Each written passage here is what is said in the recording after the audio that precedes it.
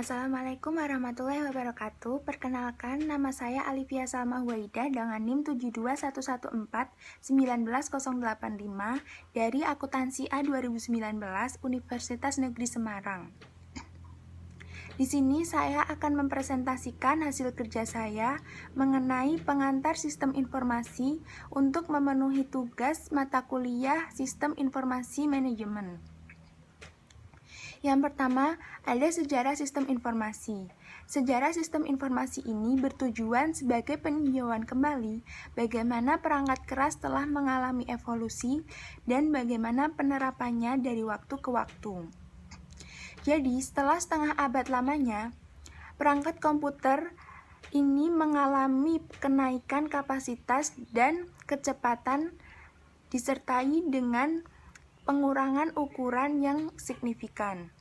Di dalam waktu yang sama juga, perangkat komputer telah mengalami evolusi dari yang sebelumnya hanya dapat digunakan untuk mengolah transaksi akuntansi biasa menjadi pembantu manajer dalam menyelesaikan pemecahan masalah yang lainnya juga. Di dalam sejarah informasi, terdapat evolusi peranti keras, komputer berukuran lebih kecil, dan hukum Murray. Jadi, pada tahun 1950-an, IBM merevolusikan komputer dengan memperkenalkan lini komputer IBM System per 360 yang pertama kali. Jadi, komputer-komputer ini merupakan komputer pertama yang dapat melakukan berbagai tugas sekaligus oleh beberapa pengguna secara bersamaan. Hal ini yang disebut dengan istilah multitasking. Kemudian, komputer berukuran lebih kecil. Sistem skala kecil yang pertama disebut dengan komputer mini atau mini computers, yang dengan cepat diikuti oleh komputer mikro, yaitu komputer yang lebih kecil lagi. Selanjutnya ada pengantar arsitektur komputer dan pengantar arsitektur komunikasi. Jadi, arsitektur komputer yang terdapat pada komputer kita itu berupa perangkat keras komputer yang dikendalikan oleh sistem operasi dan perangkat lunak aplikasi yang menjalankan tugas-tugas pengguna.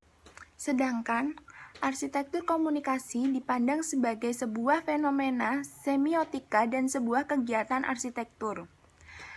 Jadi, di dalam perkembangan aktivitas komunikasi dengan menggunakan perangkat komputer yang terhubung dengan modem, masih terdapat beberapa masalah seperti tingkat keamanan yang belum terjamin.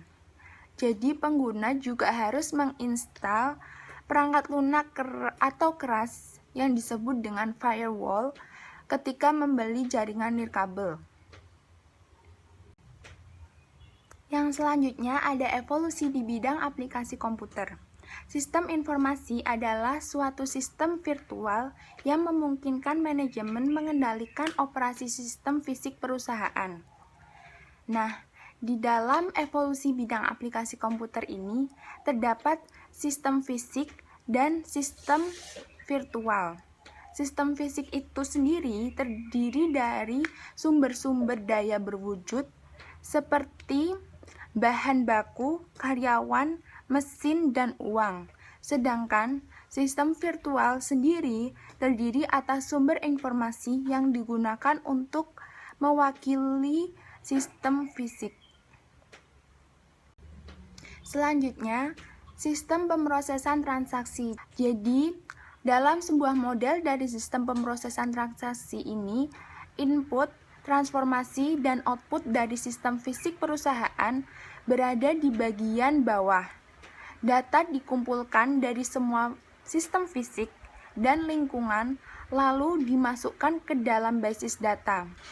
Lalu, peranti lunak pemrosesan data mengubah data menjadi informasi bagi manajemen perusahaan dan bagi individu-individu dan organisasi-organisasi di dalam lingkungan perusahaan. Lalu, sistem informasi manajemen. Sistem informasi manajemen itu merupakan suatu sistem berbasis komputer yang membuat informasi tersedia bagi para pengguna yang memiliki kebutuhan serupa, seperti entitas organisasi-organisasi formal, termasuk perusahaan atau subunit anak perusahaannya. Yang selanjutnya ada bentuk sistem informasi manajemen. Jadi bisa dilihat dari baganya, lingkungan akan menginput informasi-informasi ke dalam database. Lalu, sistem informasi manajemen ini akan memberikan informasi yang menjelaskan perusahaan atau sistem utamanya dilihat dari apa yang terjadi di masa sekarang, masa lalu, maupun yang terjadi di masa depan. Sistem informasi manajemen akan menghasilkan informasi dengan menggunakan dua jenis perangkat lunak, yaitu piranti lunak pembuat laporan dan model matematis. Jadi, pengguna-pengguna perusahaan ini contohnya seperti sistem kantor virtual, sistem pendukung pengambilan keputusan, dan sistem perencanaan sumber daya perusahaan. Yang selanjutnya ada pengguna sistem informasi. Dapat beberapa tingkat-tingkat manajemen. Yang pertama ada tingkat perencanaan strategis atau strategic planning level, tingkat kendali manajemen atau manajemen control level. Yang ketiga ada tingkat kendali operasional atau operational control level. Nah, fungsi-fungsi utama manajemen ini yang pertama adalah merencanakan apa yang akan mereka lakukan. Yang selanjutnya, berorganisasi untuk menjalankan rencana tersebut. Kemudian, manajer mengisi organisasi mereka dengan sumber daya yang dibutuhkan oleh organisasi atau perusahaan. Dengan sumber daya yang tersedia, mereka dapat mengarahkan sumber daya tersebut untuk melaksanakan rencana yang telah ditentukan.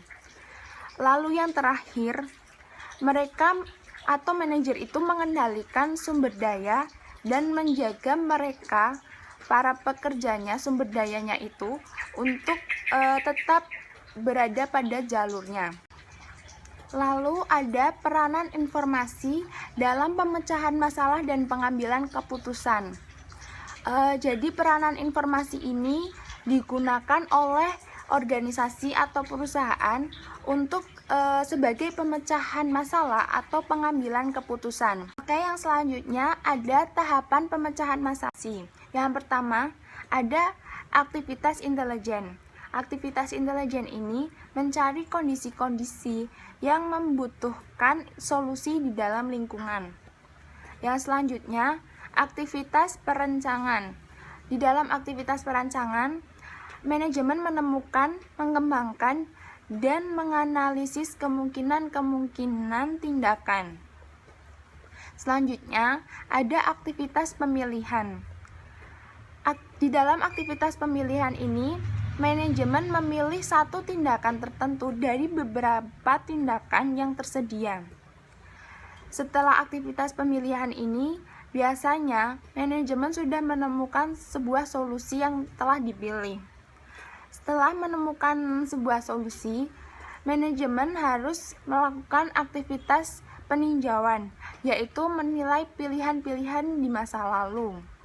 Pemecah masalah ini juga harus memiliki informasi-informasi yang dibutuhkan dalam setiap aktivitas yang dilakukan oleh manajemen perusahaan atau organisasi. Yang terakhir adalah masa depan teknologi informasi.